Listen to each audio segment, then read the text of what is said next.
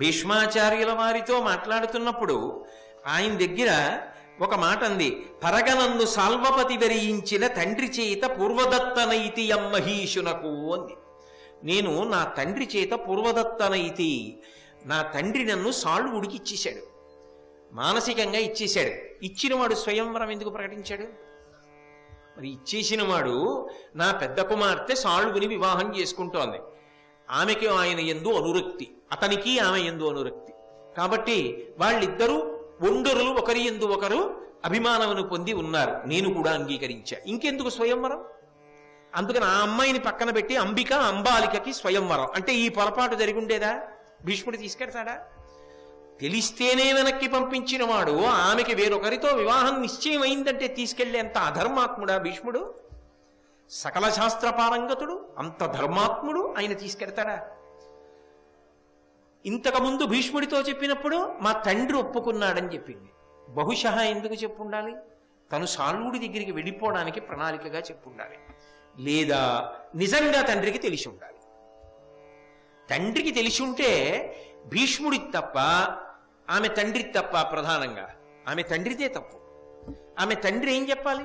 నిజంగా భీష్ముడు తీసుకుపోయే ముందు రాజులందరినీ ఉద్దేశించి చెప్పాడు, ఆయన ఎవరికీ చెప్పకుండా తీసుకెళ్లలేదు. క్షత్రియులకు రాక్షసము గాంధర్వము ఈ రెండు శ్రేష్టమైన వివాహములు, నా తమ్ముడు విచిత్ర వీర్యుడి కొరకు నేను ఈ పిల్లల్ని తీసుకెడుతున్నాను, ఒకవేళ ఎవరైనా నాతో పోరాడి గెలవగలిగిన వాళ్ళుంటే యుద్ధానికి రండి అని పిలిచాడు. పిలిచినప్పుడు వెంటనే కాశీరాజు లేచి ఏం చెప్పాలి? అయ్యా, అందులో పెద్ద పిల్లకి నేను కేవలం నామమాత్ర స్వయంవరం ప్రకటించాను తప్ప ఆమె ఇప్పటికే అనురక్తురాలు, ఆమె సాల్వభూపతిని పెళ్లి చేసుకోవాలనుకుంటోంది, కాబట్టి ఆమెను నువ్వు తీసుకెళ్లవద్దు అని చెప్పినా భీష్ముడు తీసుకెళ్ళి ఉంటే ఖచ్చితంగా భీష్ముడితో తప్పు చేసినవాడు. ఆయన తప్పు చేస్తాడా? ఆయన అంత తేలికగా శాస్త్రోల్లంఘనం చేసే మనిషే? ఒకటి, తండ్రి చెప్పలేదు. రెండు, ముగ్గురిని కూర్చోబెట్టాడా రథంలో వెనకాతల? కూర్చోబెట్టేనా యుద్ధం చేశాడు? యుద్ధం చేస్తుంటే అంబ చెప్పిందా భీష్ముడితో, అయ్యా నేను ఇంతకు ముందే సాల్వుణ్ణి వివాహం చేసుకుందాం అనుకున్నానండి అని చెప్పాలా భీష్ముడితోటి? చెప్పిందా? చెప్పలేదు. పోనీ అంబ చెప్పలేదు. సాల్వుడు యుద్ధానికి వచ్చాడుగా భీష్ముడితో, యుద్ధానికి వచ్చిన వాడు ఆమె యందు నేను అనురక్తుణ్ణి, ఆమె నన్ను వివాహం చేసుకోవాలనుకుంటోంది, కాబట్టి నేను ఆమెని వివాహం చేసుకుంటానా, ఆమెను విడిచిపెట్టు అని సాల్వుడు చెప్పాడా? చెప్పలేదు. వాళ్ళు ముగ్గురు చెప్పకపోవడం తప్పు కాదుట, భీష్ముడు తీసుకెళ్ళడం తప్పుట. ఏమనాలి?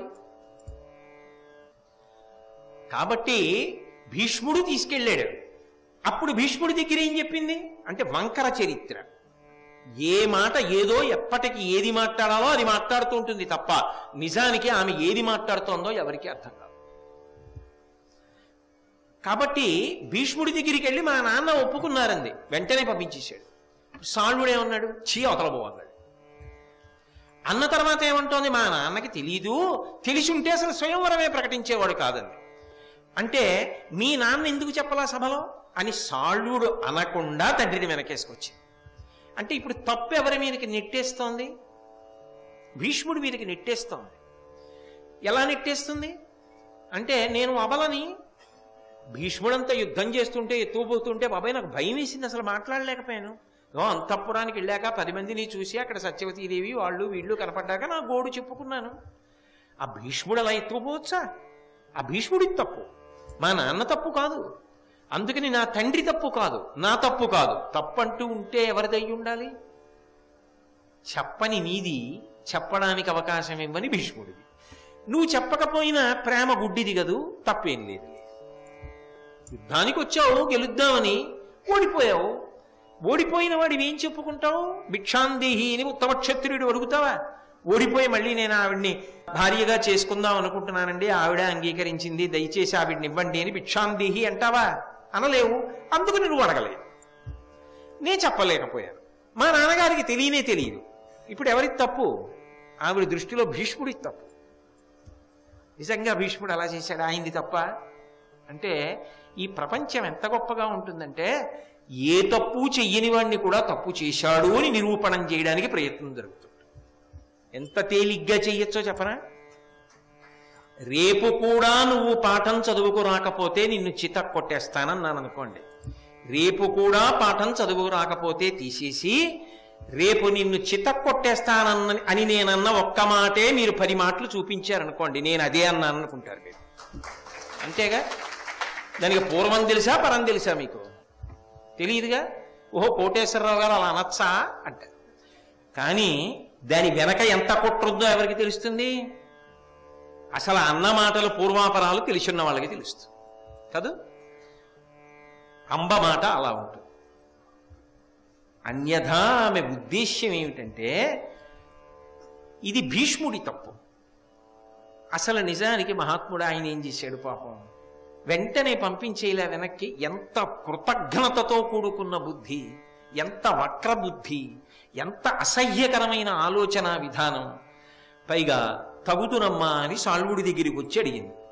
ఆయన అనరాని మాట అన్నాడు, అయినా ఇష్టపడింది. అది విచిత్రం.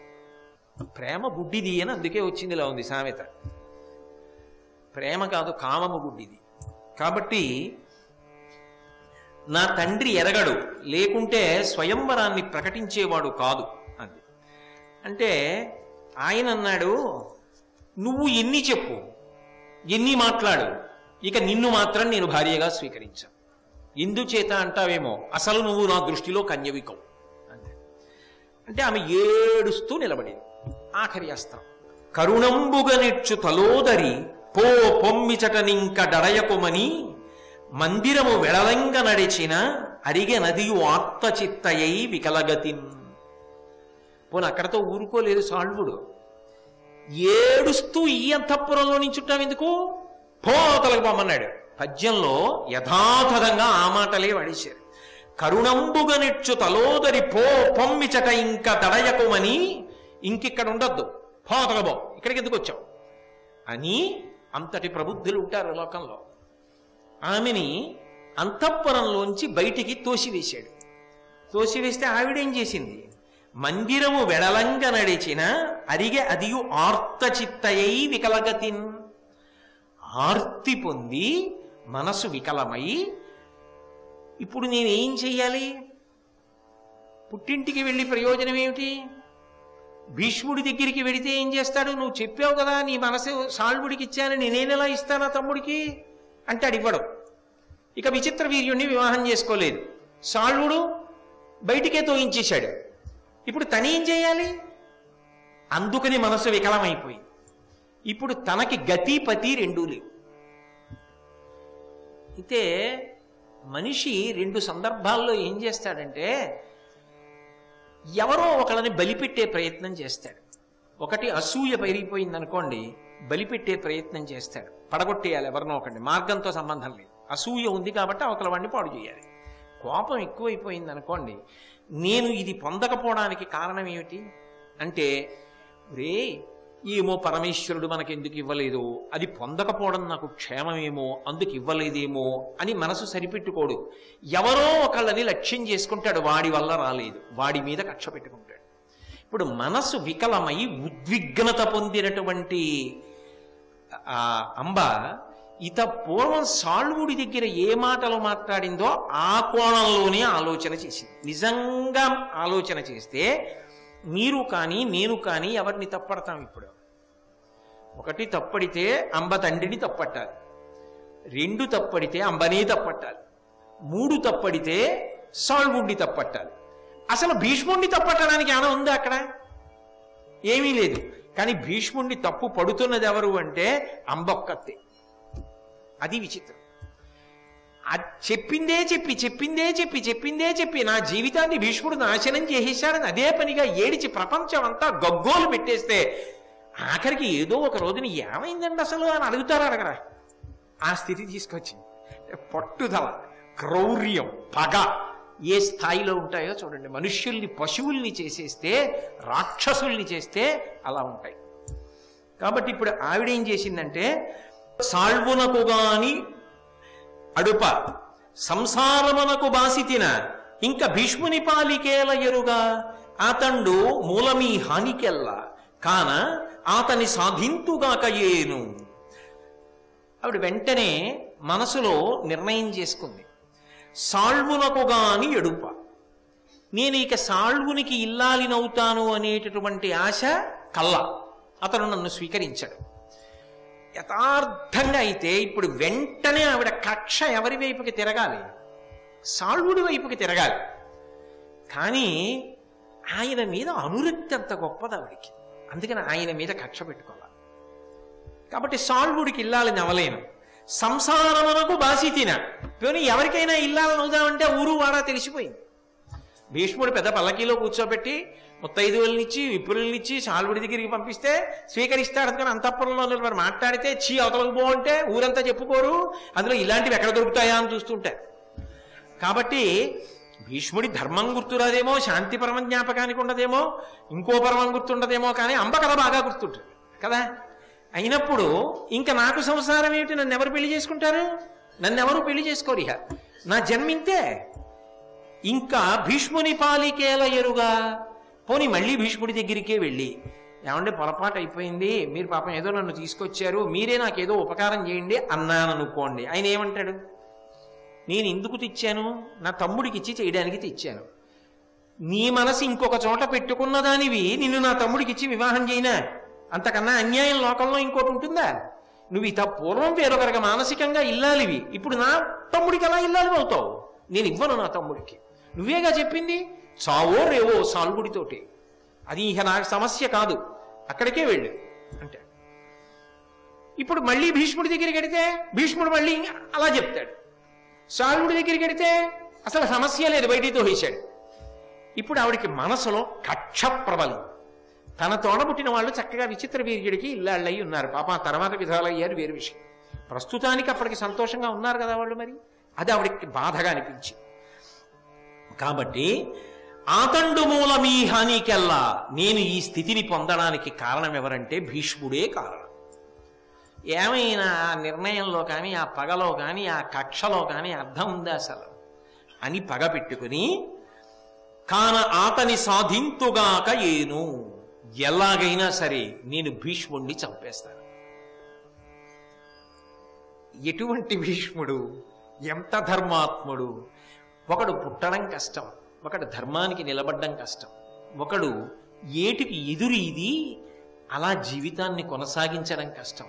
కానీ వాడి మీద బురద చల్లడం చాలా తేలిక. మనస్తత్వాలు హీనమైతే చాలు కాదు. లేకపోతే ఆయన్ని చంపేస్తానండం ఏమిటి? మహాపురుషుడు అంత గొప్పవాడు ఆయన్ని చంపేస్తానని ఆలోచించింది. ఎలా చంపేయాలి భీష్ముణ్ణి? బ్రహ్మ విష్ణు మహేశ్వరుడు వస్తే చంపగలరా ఆయన్ని? సాధ్యమా? నేనేం చంపుతాను? ఎలా సాధ్యం అవుతుంది? గాంగేయు గెల్వ ఎవ్వరికి కొలదియే, తపము పేర్మి గెలిచెదగా కంచున్ కాంత చనియే, సంయమి పొంగువులొక కొందరున్న పుణ్యస్థలికి.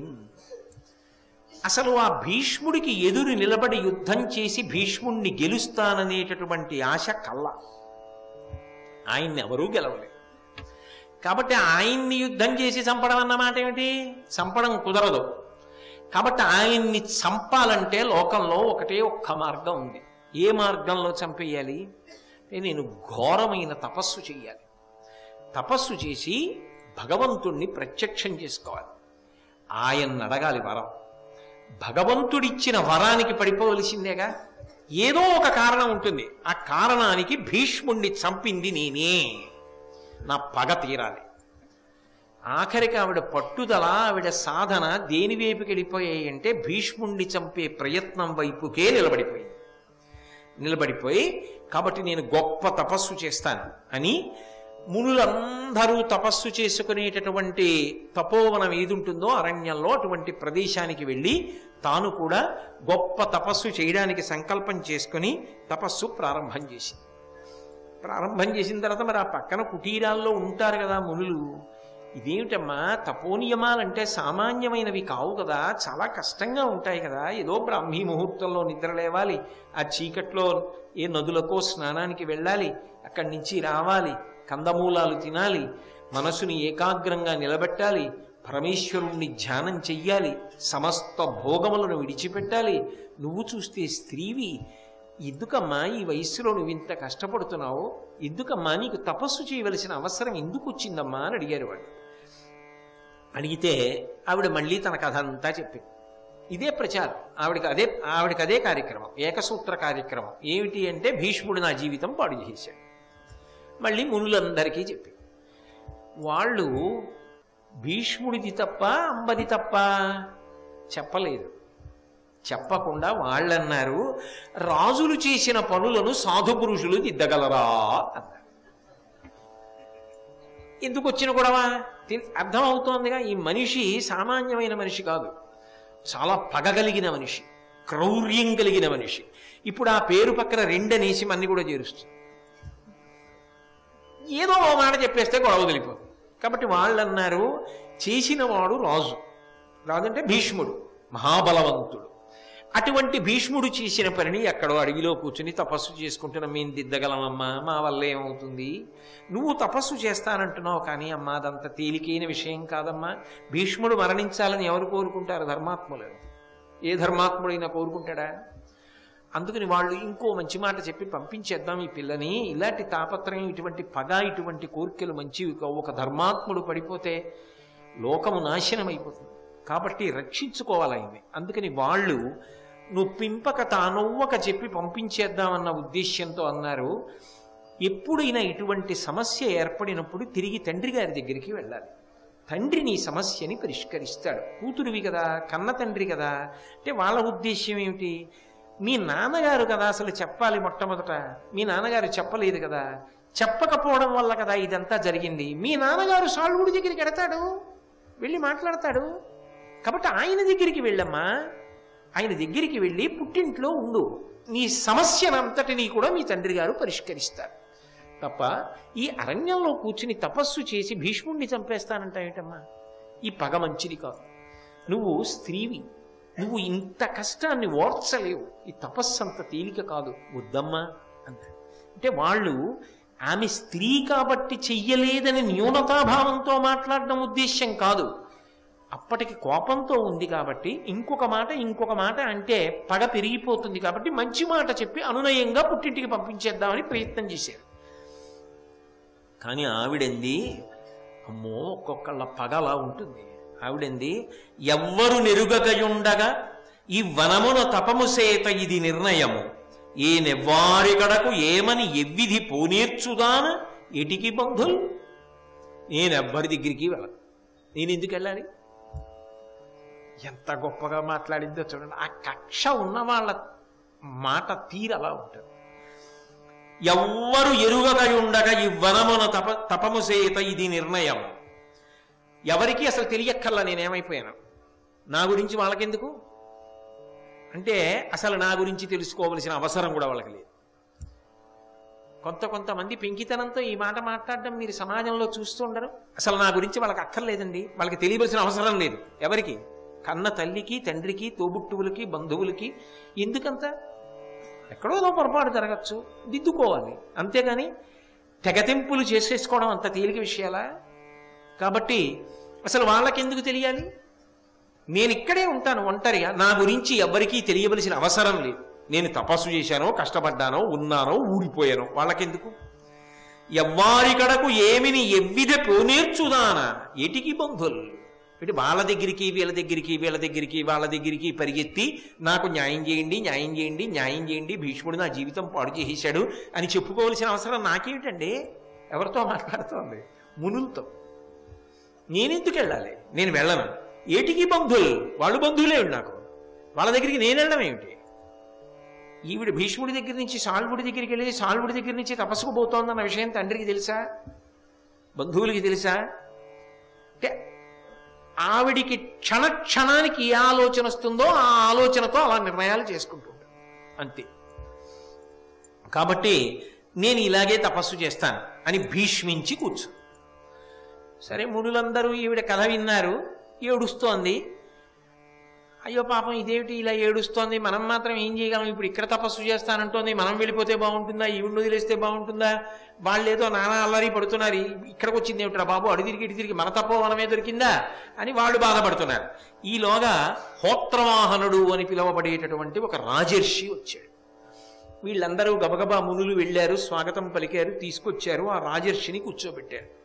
కూర్చోబెట్టి ఆయనకి అర్ఘ్యపాద్యాదులు ఇచ్చారు. అర్ఘ్యపాద్యాదులు అంటే అయ్యా కాళ్ళు కడుక్కోండి, మంచినీళ్ళు తీసుకోండి, చేతులు కడుక్కోండి, ఉపచారాలు భక్తితో గౌరవంతో చేసేవి. ఆ ఉపచారములు చేసి కూర్చోండి అని ఆయన్ని సేవించి మంచి మాటలు మాట్లాడుతున్నారు. ఆయన ఇటు చూశాడు, చూసేటప్పుడు కుయ్యో అని ఈవిడ ఏడుస్తాం. ఆయన అటు చూసి ఈవిడెవరు ఇక్కడ ఏడుస్తోంది, ఎందుకు వచ్చిందని అడిగాడు. మరి తపోవనంలో ఉన్న వాళ్ళు ప్రశాంతంగా ఉంటారు, తపస్సు చేసుకుంటారు, కానీ అలా అలోమని ఏడుస్తూ ఎందుకుంటారు? అందుకని ఆయన అడిగాడు, ఈ అమ్మాయి ఎవరు అసలు, ఎందుకు ఇక్కడికి వచ్చి ఇలా ఏడుస్తోంది, ఏమిటి కారణం అని అడిగాడు. సర్వం శ్రీ ఉమామహేశ్వర బ్రహ్మార్పణమస్తు. స్వస్తి. ప్రవచన చక్రవర్తి డాక్టర్ బ్రహ్మశ్రీ చాగంటి కోటేశ్వరరావు ప్రవచనాలు అంతర్యామి ఆన్లైన్లో www.youtube.com/ETV ఆంధ్రప్రదేశ్ లింక్ ద్వారా కూడా వీక్షించండి.